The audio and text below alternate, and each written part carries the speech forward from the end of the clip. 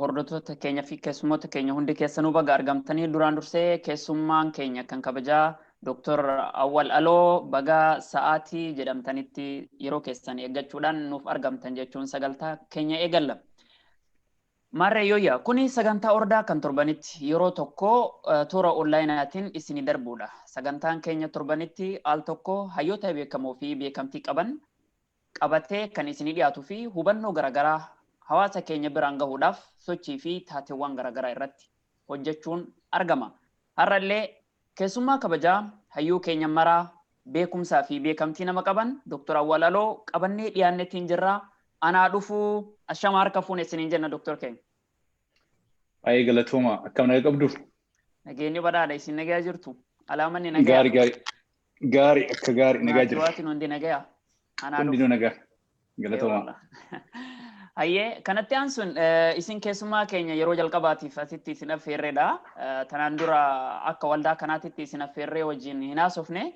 Waldaan teenya tuni maalidha? Maal hojjetti? Maaliif dhaabbatte? Waan jedhu gabaabinaan erga isin hubachiifnee booda gama sagantaa teenyatitti as deebina. Sagantaa teenya eegaluun duratti waa'ee dhaabbata yookiin waldaa teenya tanaa namni gabaabinaan isinii wal barsiisu dura bu'aa boordii keenya Dr. Abdul Fattah Shubolee gabaabinaan kan nuuf ibsan ta'a. Dr. Abdul Fattah sagantaan keessani. Hin dhaga'ama sagaleen kee? Yaa. Galatoomi Abdulaziz Naafeeruu keetiif. Duraan dursee keessummaa seminaara har'aa kan ta'an kabajamoo Dr. Awwal Hassan Aloo baga dhuftan maqaa dhaabbata ordaatiin anaa dhufu isiniin jenna. Baay'ee gammannee jira isin keessatti argamuun. Sagantaa keenya irratti mata duree baay'ee barbaachisaa tahee kan kallattiin hunda ilaallatu.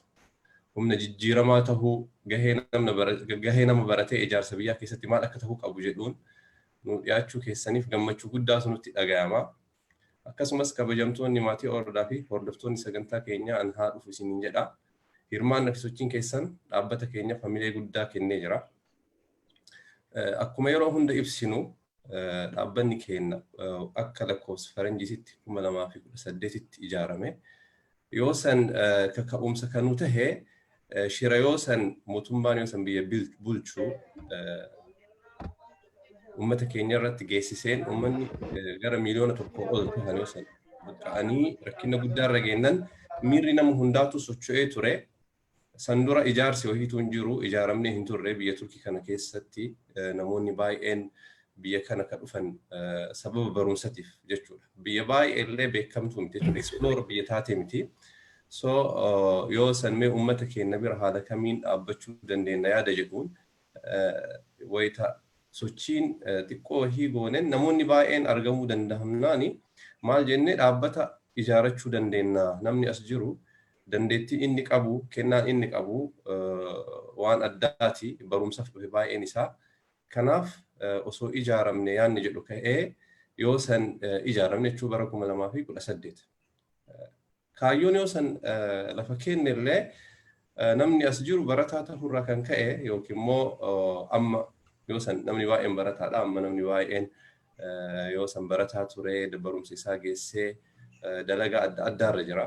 Profeshinii garaagaraatiin yuunivarsiitii keessa ka barsiisu jira, meedikaal dooktar ka ta'utu jira, miidiyaa irratti nama dalagu jira. Yoo san maal jennee dandeettii amma asitti qabnu kanaan maaliif ilaalcha haarawaan rakkina ummata keenyaa furuuf hin yaalle yaada haarawa burqisiisuun yaada haarawa san immoo dalagatti hiikuun adeemsa kanaan dura hin deemamin waan akkasii osoo shaakallee ka jedhu yaanni ka'e. Kanaaf dhaabbata odaa qo'annoo fi misooma odaa Research and Development Association ordaa maqaa jedhu moggaafne yoo san sochii jalqabne jechuudha.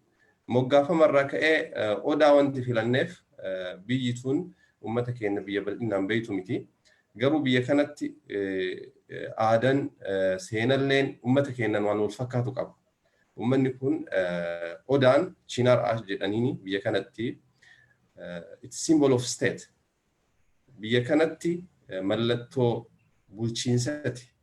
Seenan isaanillee baay'ee wal fakkaata. Ummanni keenya fakkeenyaaf fardaan beekama, farda gulufuun beekama. Ummanni biyya kanallee akkasuma ummanni Turkii kunillee ummata fardaan beekamu, ummata fardaan gulufanii addunyaa kana hunda qabatanii waa hedduu wal fakkaata.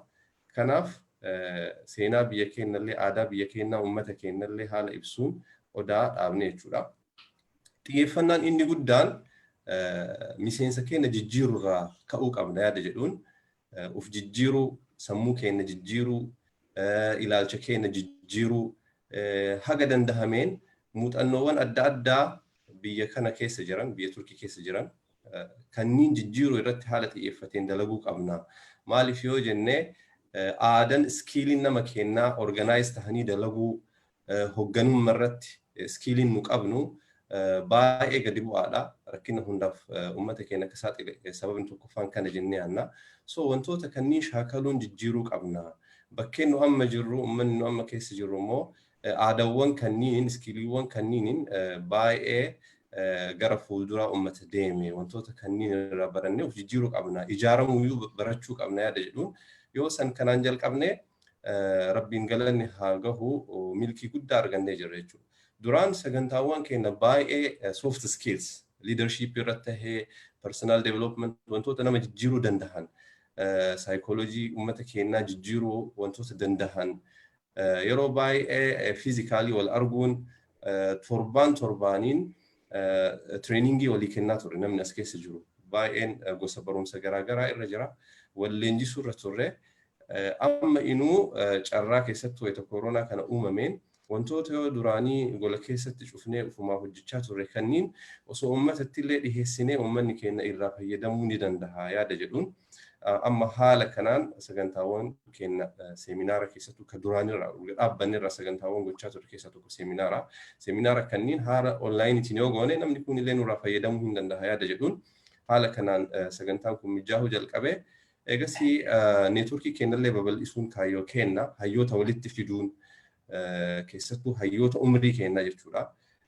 Walitti fiduun kaayyoo kenna. Sababa kanaaf namoota garaagaraa biyya garaagaraatirra jiran walitti fiduun karoora keenya tahee haala kanaan socho'aa jirra jechuudha. Kana wal qabatee Dr. Awwal Hassan Alollee baga dhuftee jechuudha. Ijaaramni keenya ammaaf baay'inaan warri dhaabbata kana ijaaree hundeessee miseensi isaa biyya Turkii keessa haa jiraatan malee bakkeen nu amma keessa jirru ji'oogiraafiin tahee seenaan tahee bakkee waliigalaa waan taheef haga dandahameen uummata keenya hayyoota keenya bakkee garaagaraa irra jiran hirmaachisuu wajji dalaguu yaada haarawaa wajji burqisiisuu fi kallattii haarawaan wajji deemuu kaayyoo guddaa godhannee waan amma irratti dalagaa jirru. Miseensonni keenya gariin warra Awustiraaliyaa jiru keessaa fakkeenyaaf miseensi keenya ka boordii tokko Saadiq Almahdi Awustiraaliyaa jira. Hundeessurraa jalqabee waa hedduu kan wajjin dalagaa ture. Ameerikallee akkasuma Awurooppallee yeroo gabaabaa keessatti warroota nu wajjin fedhii dalaguu qaban wajjin dalaguuf socho'uuf kaayyoo godhannee socho'aa jira jechuudha. Uf jijjiiruu sammuu nama keenya ka baratee ilaalcha isaa xiyyeeffannaa isaa jijjiiruu muuxannoowwan kuufanne immoo gara biyya keenyaa geessuu kallattii jedhuun kun waan ofirra dalayne ka'ibaa uummata keenyallee haga tokko tajaajiluuf yaallee jirra. Biyya kana irratti yeroo lama treeningii qopheessinee uummata keenya civil societies warroota dhaabbata miti mootummaa hoogganan asitti fiduun wantoota adda addaa irratti dhaabbanni akkamitti hoogganama, miidiyaan akkamitti hoogganama, wantoota adda addaa irratti leenjii kennisiisuu dandeenyee jirra. Ka'ibaa akka jalqabaatti akkuma isiniin jedhu hariiroo biyya Turkiitii fi biyya keenya jiru daran cimsuu barbaanna. Uummanni keenya uummata ibaa biratti daran akka beekamu barbaanna. Gama kanallee dalagaa neetworkiingii adda addaa aadaa uummata keenyaa barsiisuu, seenaa uummata keenyaa barsiisuu, dhiibbawwan uummata keenya irratti gahan tokko tokko uummata kana barsiisuu irratti waa hedduu haga tokko shaakillee jira jechuudha. Yuunivarsiitiiwwan garaagaraa gidduu neetworkii uumuu konferensiiwwan adda addaa qopheessuu wantoota dalayin irraayi. Eegasii kanaan dabalatee uummata keenyallee actually kaayyoo keenya xiyyeeffannaa keenya guddallee osoo ta'uu baatee misooman gargaaruu wayita rakkinni adda addaa dhaqqabe gargaaruu irratti illee wantoota dalayinitu jira. Maatii buqqa'an gargaarsa adda addaa goonee jirra. Akkasumas koronaa wal qabatee kanarratti illee uummata keenya bira dhaabbannee jirra jechuudha koronaa san. Kanuma walumaa galatti dhaabbanni keenya sochiin isaa kana fakkaata. Wanti guddaan nu biyya kanatti baranne tola ooltummaa barannee jirra. Tola ooltummaa wayita jedhu namni dhaabbata kana keessatti tajaajilu gubbaa haga jalaa jechuudha. Caasaa garaagaraa qabna. Namni hundi voluntarii dalagaa. Voluntarizimiin aadaan voluntarizimii biyya kanatti baay'ee guddaadha. Yeroo isaa wareeguu danda'u kaayyoof ofirra taree uummata bira dhaabbachuu wantoota akkanaa iskiiliiwwan nu akka malee haga tokko irratti dalagnee of keessatti dagaagsine jennee itti amannu. Yeroo waggaa lamaan kana keessatti uf ijaaruu aadaa uf ijaaruu fiduu wajjin dhaabbanni keenya kaayyoo nu kenneef galma gahee jira jechuu dandeenya. Garuu wantoonni kana booda dalaguu dandeenyu baay'eetu jira. Wantoonni nu hafan baay'eetu jira. Kanammoo miseensa keenya kaas jiruu fi warroota immoo biyya alaa jiran uummata keenya wajjin harka wal qabannee dalaguuf fedhii guddaa qabna. Baay'ee galatoomaa irra deebi'ee Dr. Hassan Aloo baga dhuftan galatoomaa isiniin jenna feerra keenya fudhachuun an sagantaa keessumatti maraa galatoomii Abdulaziz waan na affeerteef. Isinillee galatooma ordaan eessaa ka'ee eessa ga'e waan jedhu bifa fakkaatuun gabaabsitanii keessa deddeemtanii ittiin hanga tokko akka hubannuuf nuuf ta'utti waan lafa keettaniif galata qabdu ulfaadhaa jenna.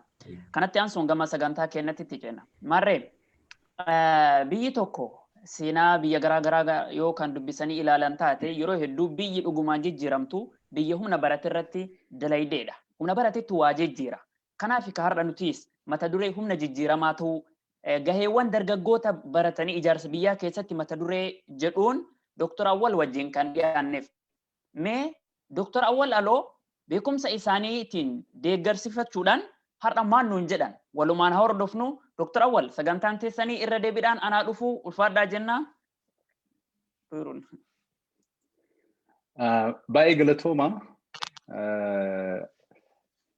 Mata dureen anaaf kenname humna jijjiiramaa ta'uu keessattiyyuu ammoo gaheen dargaggoota baratanii ijaarsa biyyaa keessatti maal ta'uu qabaa waan jedhudha. I think wanta amma obboleessi keenya waa'ee jaarmayaa keessaniitiin walqabeetiniin kaase irraa humna jijjiiramaa ta'uu jechuun maal jechuudha isa jedhu isin maaliyyuu already waan deebiftan natti fakkaata. Precisely change agent humna jijjiiramaa ta'uu jechuun uma isin godhaatti jirtin kana gochuu jechuudha. Uf ijaaruun eegala wanti kuni. Uf ijaaruun ammoo namni calliseetumaan akkanumaan uf ijaaru.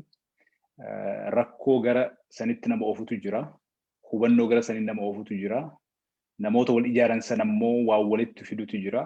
Kun eenyummaa ta'uu danda'a, dantaa wal fakkaatu ta'uu danda'a. Isin walitti dhuftanii ijaaramtanii dhimma uummata keessanii irratti dhimma biyya keessanii irratti haga dandeettanii karaa humni keessan danda'een haga beekumsi keessan isinii hayyameen jijjiirama jireenya uummata keessanii irratti fiduudhaaf ijaaramuun keessan wantoonni amma isin dalagaatiin hin jirtan kuni mataa isaattiyyuu humna jijjiiramaa ta'uu tiyoorii malee qabatamaa waan mul'isu waan ta'eef I think isinummaan iyyuu deebiftan natti fakkaata.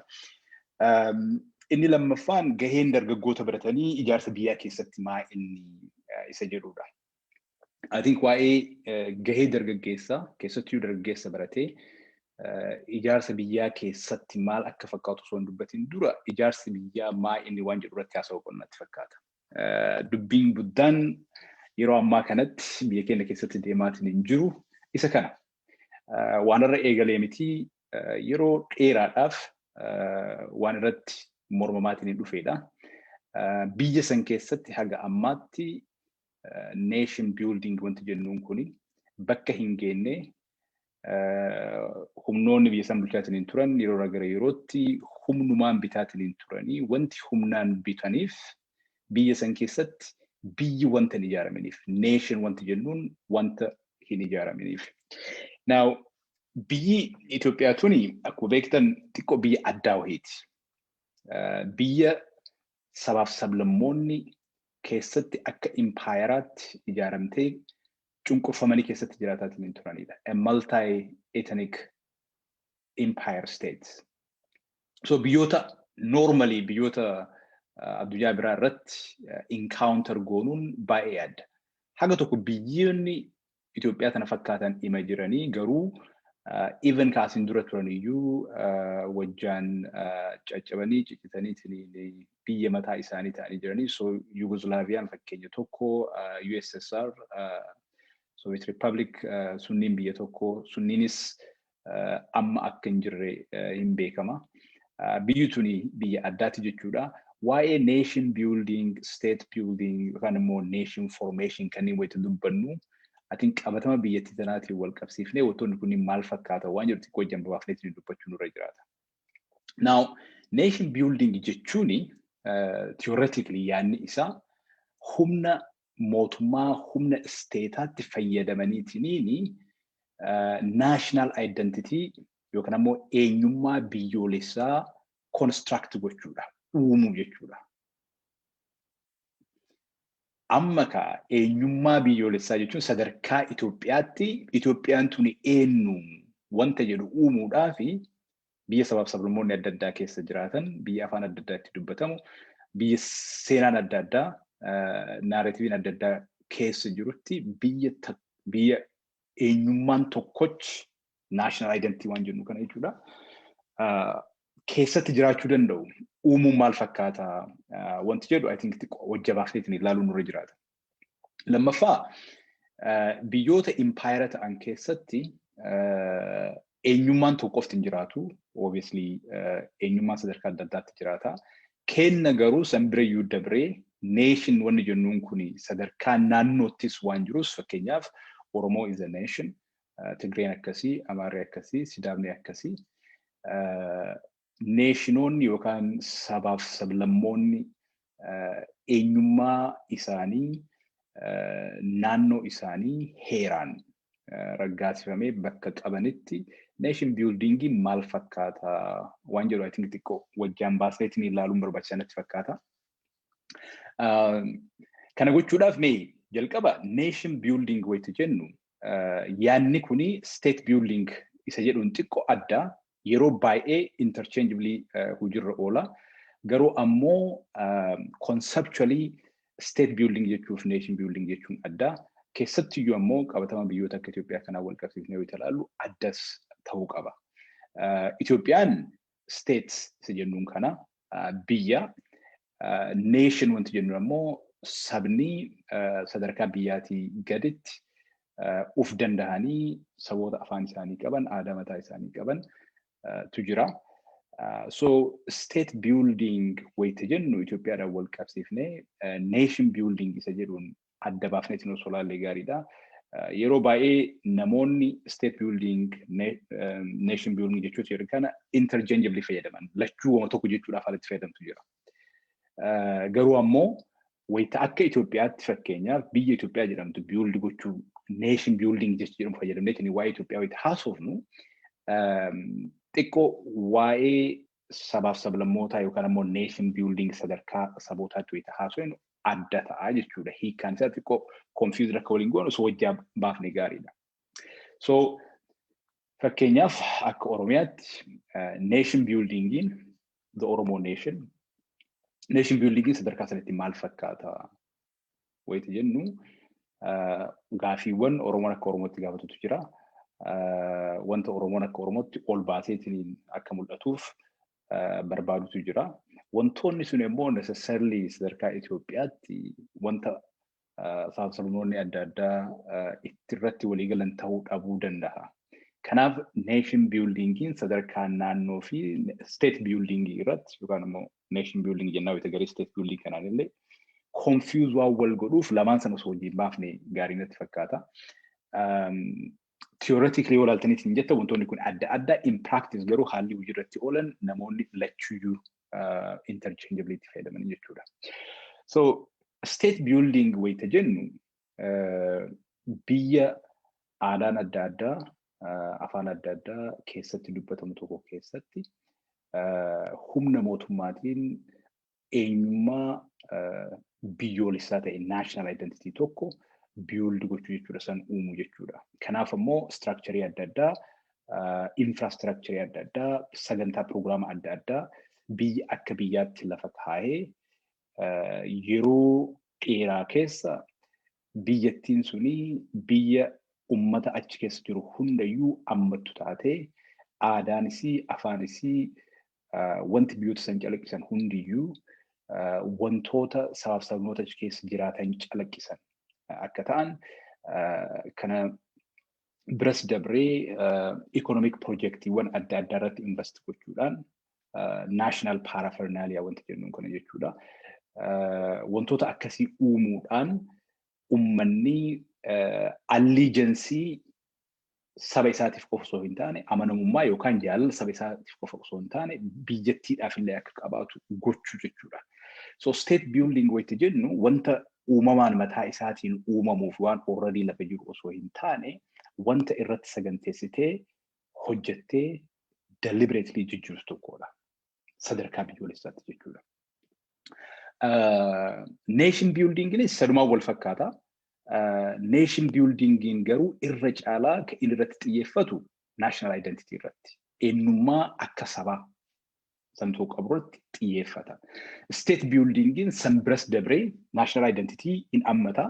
San bira dabree garuu biyyi sun akka biyyattii biyya tokkootti structure qabaattee biyya viable taate biyya stable taatee jiraachuu dandeettu into the future gochuu danda'udha jechuudha. Kana jechuun biyyi tokko dimokiraasii osoo hin qabaatiin olaantummaa seeraa osoo hin qabaatiin mirgi dhala namaa osoo hin eegamin stable ta'ee democratic ta'ee representative ta'ee jiraachuu waan hin dandeenyeef state building wanti jennuun kuni sirna dimokiraatawaa lafarratti gadhaabullee dabalataa jechuudha. National identity irratti dabalatee. Nation buildingiin yeroo baay'ee irra caalaa sabni tokko akka sabaatti siyaasaa keessatti, aadaa keessatti, dinagdee keessatti jabaatee sabab-sablammoota kaawwoo wajjin compete godhee wanta silaa isaan malu argachuu akka danda'u ijaaramuu jechuudha. Now jechuun kunniin state formation nation state building nation building wanti jennuun kunniin akkuma jedhe bakka adda addaatti loosely hujirra oola jechi mataa isaa jechuudha. Garuu walumaa galatti yaadni isaa kana. Yaadni tokko konseptiin tokko kanaan wal qabateetiin yeroo baay'ee kan ka'u yaada state formation jedhamudha. State formationiin kuni nation building yookaan immoo state building yaan adda. State formationiin processii jalqaba yeroo biyyi takka uumamtu biyyi sun keessa dabartudha. Wantoota jalqaba irratti godhamanidha. Fakkeenyaaf Itoophiyaadhaan wal qabatee waraanni adda addaa ka Minilik namni Itoophiyaa amma jirtu sana uume godhaatiin ture state formation saniif barbaachisaa wanta ture jedhaniitiin wanta inni itti amanu ture. Ammas namoonni gariin state formationidhaaf wantoonni sun barbaachisaadha jedhaniitiin amananii. Barbaachisaadha moo barbaachisaa miti wanti jedhu akkuma jirutti ta'ee wanti tarkaanfiin akka waraanaa fakkeenyaaf yookaan immoo humnoonni biyya biraa dhufanii biyya sanarra deebi'aniitiin yoo ijaaran processing suni processing state formation jedhama. Yeroo baay'ee humnaan ta'a keessatti iyyuu gara duubaa deemneetiin hoolaalle. So processing state formation isan nation building or state building wanta jennuun illee jalqaba wajjin baasuu qabna. Wanta kana jedhuuf yeroo baay'ee Minilik yeroo sanitti tarkaanfiin inni fudhate nation buildingidhaaf barbaachisaa namoota jedhaniitiin mormantu jira. Processing suni garuu nation building miti. That is state formation yookaan nation formation jechuu danda'ama. Kanaan wal qabateetiin biyyoota akka Itoophiyaa keessatti fakkeenyaaf state building mataa isaa maal fakkaata? Haala kamiin biyyi sabab-sabnoonni adda addaa keessa jiraatan biyyi sabni tokko olaantummaadhaan yeroo dheeraadhaaf biyya keessatti bulchaatiin ture kuuwwan ammoo rakkoon adda addaa balaan adda addaa dhiibbaan adda addaa irratti godhamee afaan isaatiin akka hin dubbanne aadaa isaa akka hin guddifanne godhameetiin biyya jiraataatiin turetti biyya naarratiiviin adda addaa naarratiiviin walitti araaramuu hin dandeenye jirutti haala kamiin biyyoonni kun walitti dhufuu danda'anii wanta jedhu laaluun baay'ee barbaachisaadha. State buildingii achiif gochuudhaaf biyyi takka yeroo keessa national identity wahii uumachuu qabdi. Biyya qabatama jiru keessatti wanni martin iyyuu mormii itti kaasutti gamni tokko seenaa sabni gama tokko jiru kaasuu guutumaan guutuutti kan fudhanne kunis akkasumatti waan adda addaa irratti kan waliigaltee hin qabne haala kamiin biyya kana keessatti nation buildingiin yookaan immoo states buildingiin uumamuu danda'a wanta jedhu I think wajjin baafnee ilaaluun barbaachisaadha. Yeroo ammaa kana akkuma beektanii mootummaan akka biyyaatti ilaalcha asiin dur biyya san keessatti ummata bal'aadhaan reject ta'ee darbameetiin ture akka mootummaatti amma as deebisanii ummata irratti dirqamaan tokkummaa isaan itti amanan ummata irratti dhiibuudhaaf yaaliin adda addaa godhamaatiin hin jira. Kanaan wal qabatee yeroo kaluu kana keessa wantoota deemaatiin hin jiran namni barsiisuu beekaa namoonni adda addaa hidhamuun namoonni ajjeefamuun yeroo ceehumsaa kana keessatti dalagaan mootummaa silaa biyyattii humnoota adda addaa steekholderoota adda addaa walitti fidanii ceesisuu osoo ta'u mootummaan sangara bitaatti dhiisee ufuma isaatiin ilaalcha gara fuulduratti biyyi tuni maal ta'uu qabdi jedhu kan isaanii irraa ka'aniitiin national identity isaanii wal fakkaatu bocanii impose godhuuf yaalii godhaatiin hin jiranii kuni karaa adda addaatiin godhamaatiin hin jira. Wanta baay'ee fakkeenyaaf amma infrastructure economically wantoota adda addaa waan uummataaf bu'aa hin qabne bakka adda addaatti ijaaramaa jiranis hoolaaltanii kanaan wal qabata waan kanaan wajjin bahee miti. In any event kanaan wal qabateetiin mariin amma deemaatiin hin jiru tokko jira. Mariin sunis marii bakka irraa ka'uu qaburraa hin ka'inidha. National building, national dialoguein sila kan irraa ka'uu qabu. Humnoota bilisa ta'an dhimma kanarraa jechuudha. Politically garee tokko yookaan kaan bakka bu'aniitiin necessarily ka mormii irratti hin hirmaanne stakeholderoota hundayyuu haala hirmaachiseen irratti qophaa'anii yeroo fudhatanii term of referencein mormii kanaa haasaa kanaa maal ta'uu qabaa waan jedhu irratti walii galanii kuni mataa isaatiyyuu processii 6 kan fudhatudha. Experience biyyoota biraa olaaltan akkas ture. Kasitti amma godhaat maatiin hin jiru waan marayyuu mootummatu godhaa jira fakkaata. Kuni national dialogue ta'uu hin danda'u. Probably haaluma akka jalqabaatti garam deemaa jirraa akkamitti haagoon waan kana waan jedhu irratti mari'ataa akka jiraatan taate suni waan tokko garas nama oofuu danda'a. Garuu ammoo at least bakkeen irraa eegalame wayita ilaalleetiin hin jennu akkasiin fakkaatu. Mootummaan sagantaa hagana gahu tokkoon wayita deemu silaa sirriitti uummataaf labsamee sirriitti beekameetiin ta'uu qaba.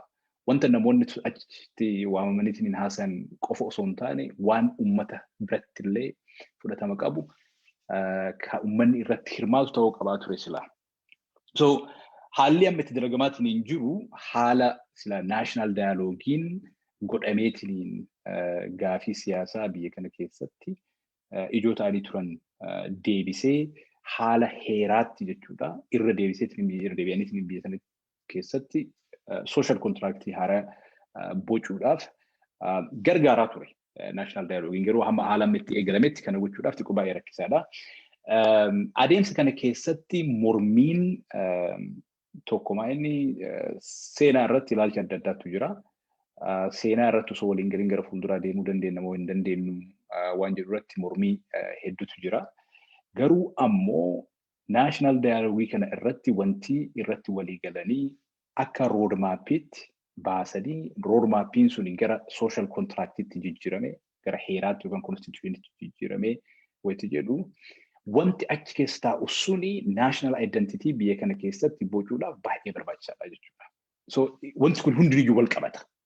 Seenaan amma tuni karaa adda addaatiin saba tokko bakka buunee yookaan warri biyyi nu fakkaatti biyyi bakka buunas jedhes haasa'u wanti isaan haasa'an wanti national dialogue kana irratti godhamu wanti achirratti walii galameetiin akka roadmappiitti kaayamee yeroo kana kun haa raawwatamu yeroo kana kun haa raawwatamu kuni heera keessa haaseen wanti jedhamu kuni hundiyyuu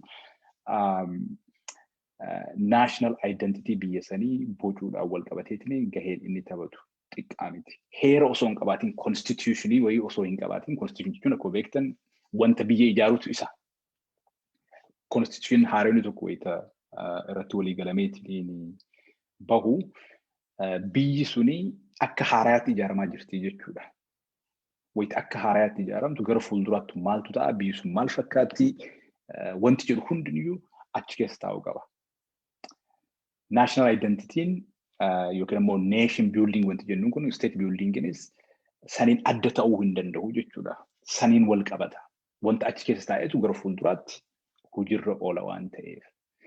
Kanaaf waa'ee nation building, state building yookaan state formation, national dialogue wanti kanneen wayita haasofnu conceptually wanti baay'een isaa waa wal qabate akka ta'e xiqqoo highlight gochuu barbaadeeti kana caalaa jechuudha kana kontekstii adda addaatti kan isaanii inni ebalumaal jedhee literature irra maaltu jira wanta jiru keessa seenuu barbaadeeti miti but in any case I think namni dhimmoota kanarratti fedhii qabu addummaan jechoota kanaa maal akka ta'e hubachuun baay'ee barbaachisaadha. Marii fi haasaa godhamaa jiru kanaaf barbaachisaa waan ta'eef jechuudha. Now kana keessatti gaheen dargaggoota baratanii inni isa jedhudha. Dargaggeessi walumaa galatti gahee guddaa qaba. Keessattiyyuu uummata keenya keessatti uummata hiree barumsaa bal'inaan hin argatin disadvanteejii guddaa structural discrimination wanta jedhamu jechuudha. Structural discrimination jechuun wanta nama tokko akka nama tokkootti qunnamu osoo hin taane uummata bal'aa akka uummataatti wanta duubatti hambisu wanta duubatti qabu jechuudha. Kuni kan ta'uu fi yeroo baay'ee namoonni saba tokko keessaa baratan namoota baay'ee yoo kan ta'an ta'e namoonni suni dhimma poolisii adda addaa irratti mormii irratti hirmaachuudhaan yaada maddisiisuudhaan yaadota adda addaa hojiirra mootummaan oolchu akka poolisiitti baasee san dura dhaabataniitiin rakkoon poolisii sanii maal akka ta'e saba isaanii uummata isaanii akkamitti akka miidhu influence gochuu kan dandeenye taate yookaan ammoo mormii akkanumaan bareetti godhamu keessatti iyyuu zamana kana social media irratti yaada adda addaatu dhiyaata. Ganda san irratti yaadaan mormii adda addaa keessatti hirmaachuu danda'uun irra ooluun baay'ee barbaachisaadha. Almost wanti amma akka mootummaatti hojiirra oolchuu opinioniin baay'een achirratti sheeptaa. Kanarratti humna haala gahaa ta'e tokko hirmaachuu danda'u qabaachuun baay'ee murteessaadha. Uummata kamiifiyyuu. Uummata akka keenyaa ka structurally rakkoo adda addaa keessa ture. Akka gaariitti haala gahaa ta'e tokkoon sadarkaa adda addaatti mormii adda addaa keessatti hirmaachuun baay'ee rakkisaadha. Namni keenya nama fakkeenyaaf social media irratti keessattuu social media afaan Oromoo irratti namoota baay'eetu haasayaa, namoota baay'eetu dubbataa. Haasofni suni haasaa uummanni Oromoo wal jidduutti godhu malee mormii saba kaawwaa wajjin godhamu miti. Bakkeen nuti hanqina itti qabnu afaan biraatiin, afaan Ingiliffaatiin, afaan Amaariffaatiin warroota dantaa nuti gaafannu kana dura dhaabannee yaada maddisiifnee mormuu danda'u, mormaneetiin injifachuu danda'udha. Bakka sanitti hir'inni kenna. Fakkeenyaaf amma Twitter irratti osoo agartanii bakkeen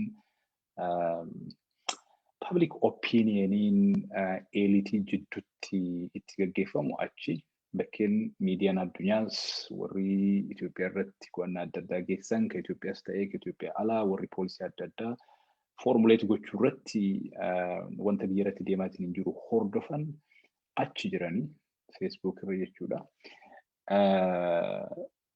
Ilaalchii fi yaanni achirratti karaa adda addaatiin sarkuleet godhu ultimately wanta namoonni sun yaadan influence godhaa jechuudha. Nama gahaa achirratti namoonni sabni hin qabne, uummanni hin qabne hin miidhama.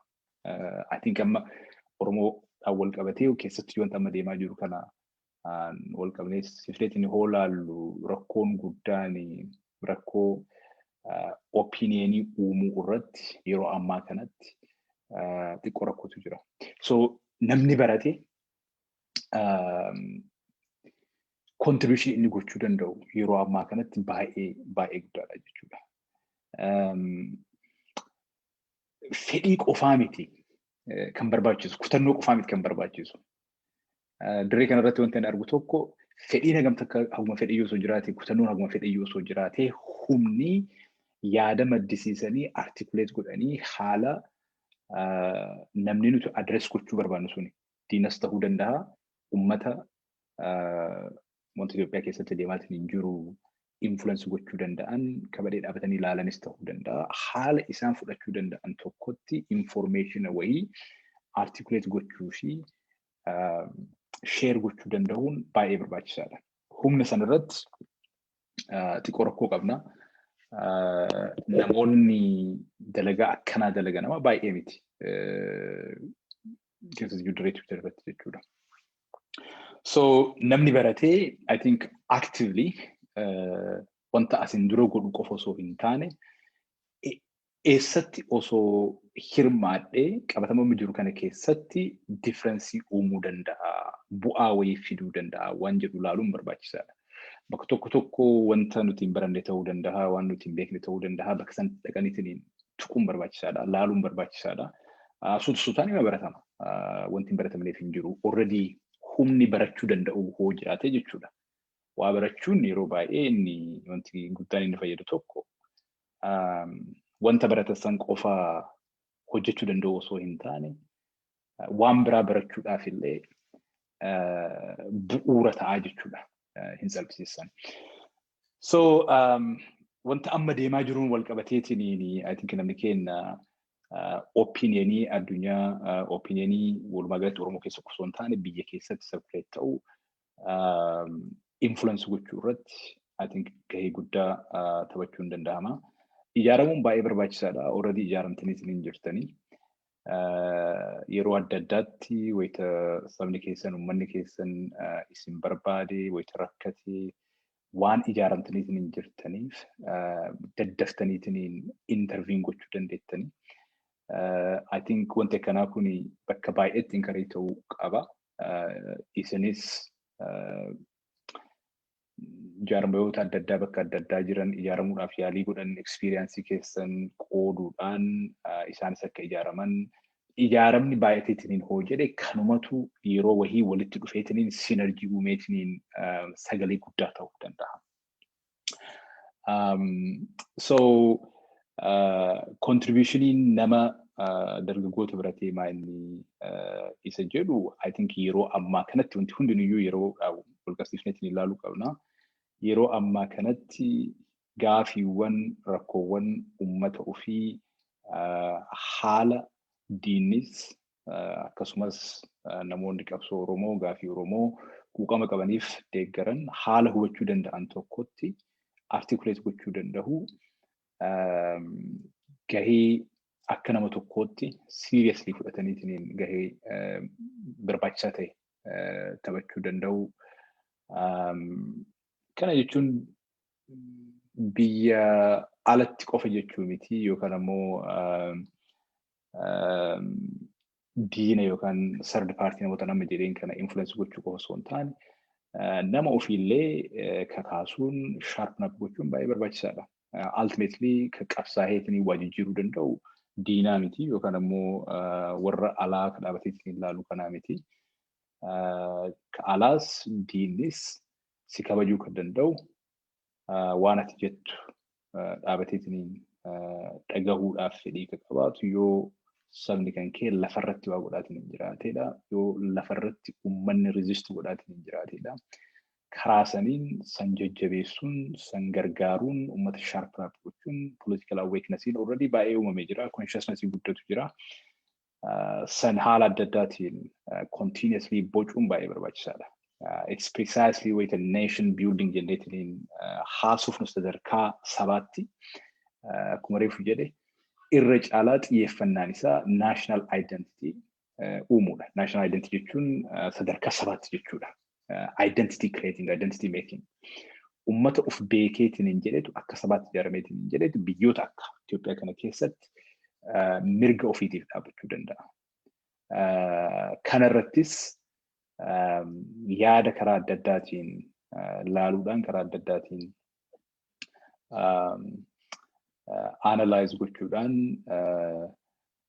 ummata biyyaas akkasumas dammaqsuu irratti gaheen dargaggoota baratanii baay'ee guddaadha.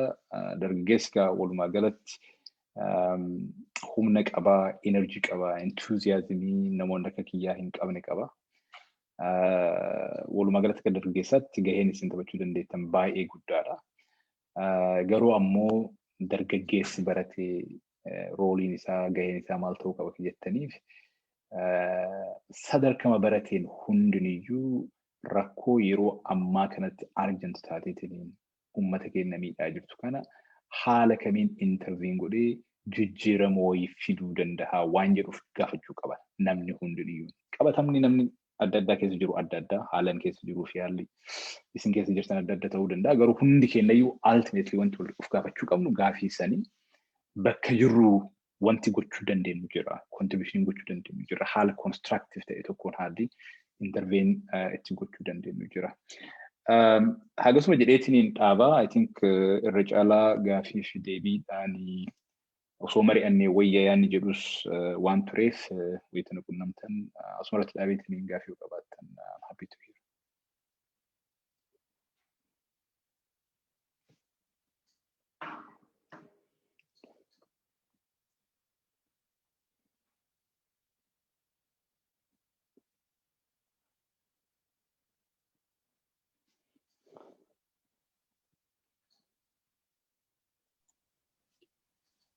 Mike in case of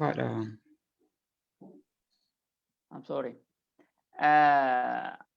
Ana hasawa jiru jidduun addaan kutee maal jedhaa ture hasawa bareedaa beekumsa namni waggaa hedduutti kuufate daqiiqaa muraasa keessatti nuu kennuu keessaniif hedduu galatoomaa jechuu barbaada. Jalqaba irratti fakkeenya tokko wal fakkeessee kaasuu barbaade akkaataa sagantaan kun itti nu dhiyaate nama tokko osoo barahaa keessa lukaan deemaa jiruyyuu biyya aduun akka gaarii itti baatu hedduu dheebotee bishaan xiqqoo takka hoggaa argatee isaa gammadee daran dhuguuf ol qabuyyuu jalaa dhumate. Na akkasumatti fakkaate nuyi akka gaarii gurra qeensee isin dhaggeeffataa jiru nurraa dhaabdanii garuu immoo tanuma hojiirra yoo oolchine waan guddaa tokko kanumaan wal qabsiisee gaafii takka fi lama kaasee gara namoota kaaniif carraa laatuutti darba. Biyya keenya keessatti fakkeenyaaf adeemsi sirna dimokiraasii ijaaruu tahee yookiin eenyummaa biyyaalessaa ijaaruu keessatti adeemsa amma itti deemamaa jiru almost hayyoonni hundumtuu jechuun bifa danda'amuun hayyoonni keenya sirrii akka hin taane dubbatan adeemsi jecha. So adeemsi kun yoo sirrii ka hin taane taate ummanni keenya fi hawaasni keenya guutumatti wanti bu'aan achirraa argamu kan nu fayyada jedhee irraa eegu ni jiraata laata. Yoo ka hin jiraanne taate furmaan isaa maal ta'uu qaba. Haasawa keessanitti illee irraa tuttuqxanii turtanii garuu bifa goolabbiitiin akka ta'u barbaadeeti galatooma.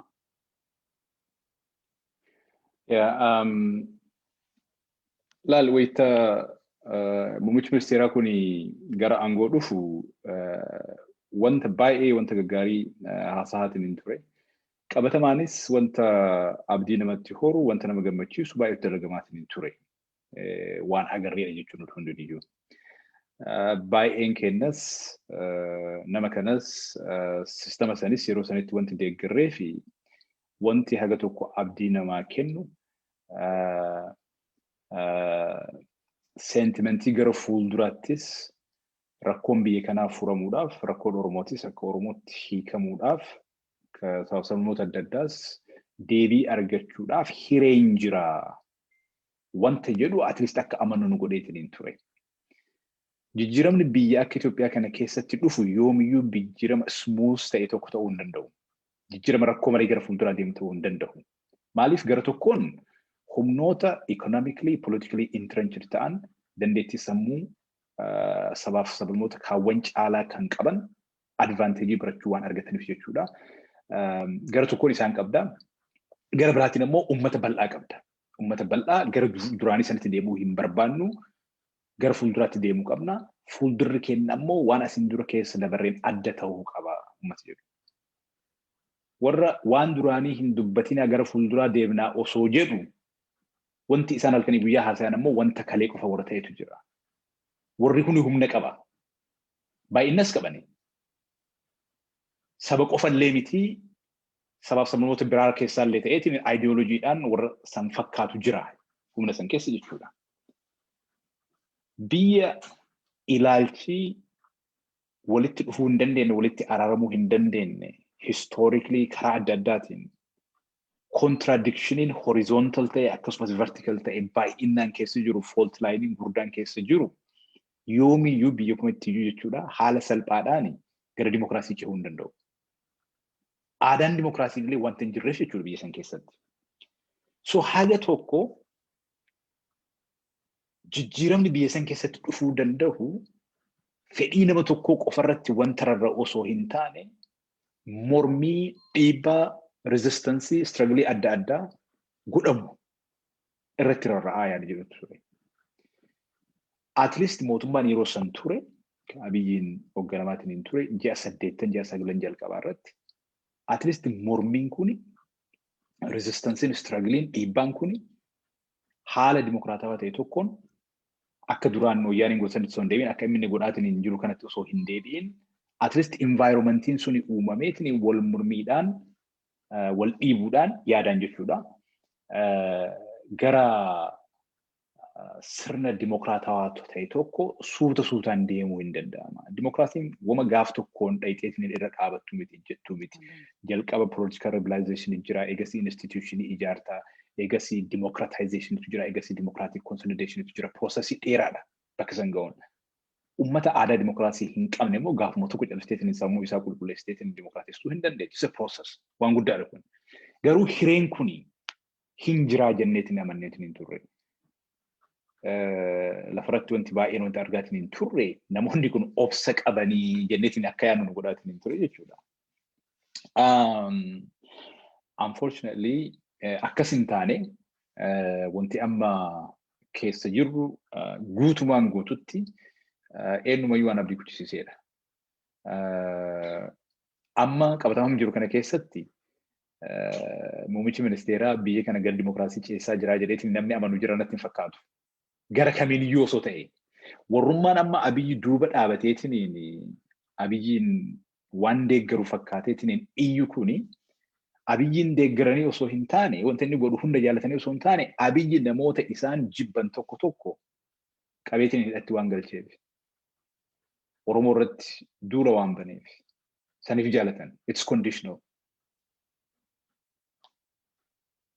Kanaaf wanti amma keessa jirru kuni saba akka Oromoo, saba sablammoota adda addaa wanta isaaniin fudhanne humnaan irratti dhiibuudhaan national identity asiin dura completely reject ta'eetiin hin jedhe tokko deebiteetiin resurrect gochuudhaan kan ammoo wayita gootu haala biyyi tokko keessattuu biyyi impaayeraa tokko itti jijjiiramuu danda'u theoretically hubannoon tokkoyyuu osoo hin jiraatin yaadni tokkoyyuu osoo hin jiraatin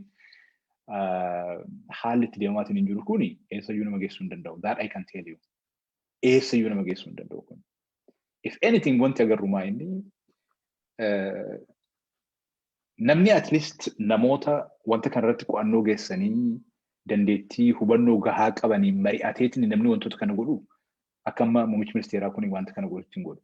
Even national dialogue amti qoree fokaaseetiin hin ture. Processing kun processii akka malee complicated ta'edha. Jalqaba national dialoguein maalinni wanti jedhu hubannoo wayii jiraachuu qaba. Kana jechuun callisteetumaan namoota paartii wayii keessa jiran walitti qabdeetiin haasofsiifteetiin rakkoo beeksanii hiiktaa miti. San gochuu hin dandeettu. Paartiiwwan yeroo ammaa kana jiran guutumaan guututtis bara fedhii fi dantaa uummata biyya san keessa jiru hunda hin calaqqisan jechuu miti. Rakkoo adda addaatu jira. Paartiiwwan jiraniyyuu even paartiiwwan mormitootaatiyyuu dantaa fi fedhii uummattoota adda addaa hin calaqqisan. Oromoo jechuu biyya qofaa miti. Sabab sabnoota biraas hoolaalti jechuudha. Uummata Gaambeellaa fakkeenyaaf sabab sabnoota achi keessa jiran paartii akkamtu bakka bu'aatiin hin jira. Kibba keessa uummata baay'eetu jira. Eenyutu uummata sanneen bakka bu'aatiin hin jira. So national dialogue wayitti jennu sadarkaa sanitti gad xiqqeessineetiin ilaaluun mataan isaatiyyuu rakkoo guddaa qaba. National dialogue kana keessa maal barbaannaa wanti jedhu sirriitti ilaalamuu qaba. Achirratti dhimmoota gugurdaa irratti walii galtee wanta walii galti san humna irratti walii galameetiin humni wahii wanta kana haaraawwachiisuu jedhamee roodmaappii wahii taa'ee roodmaappii san keessa konstituushinii keessatti wanta akkanaa tarreeffamuu qaba. Konstituushinii kun jijjiiramuu qaba. Yoo jijjiirame wantoonni akkanaa jijjiiramuu qabani. Kanarratti walii galuun barbaachisaadha. Yoo konstituushiniin jijjiirameetiin wanti konstituushinii keessa taa'u suni rakkoo biyyattiin tuni asiin dura keessa dabarteef wanta hiikaa ta'uu danda'u gaafiiwwan asiin dura taliif wanta hiikaa ta'uu danda'u achi keessoo kan jiraanne taate ammas rakkooma gara fuulduraa dabarsaatiin hin jirta malee rakkoo hiikaatiin hin jirtu jechuudha. So political settlement irratti walii galamuu qaba jalqaba. Martinuu gaafii adda addaa. Waan heera kana keessa inni konstituushinii jiru kana keessa Oromoon waan jaalatu qaba, Oromoon waan hin jaalanne qaba achi keessa. Sababni kuwwanis akkas. Kanneen irratti settlementiin jiraachuu qaba. Waliigalteen jiraachuu qaba. National dialogiin kun wanti silaa inni gochuu qabu gaafiiwwan kana irratti waliigalteen akka godhamuu danda'udha. Wanta kanaa irratti waliigaluudhaaf ammoo qophii guddatu barbaachisa.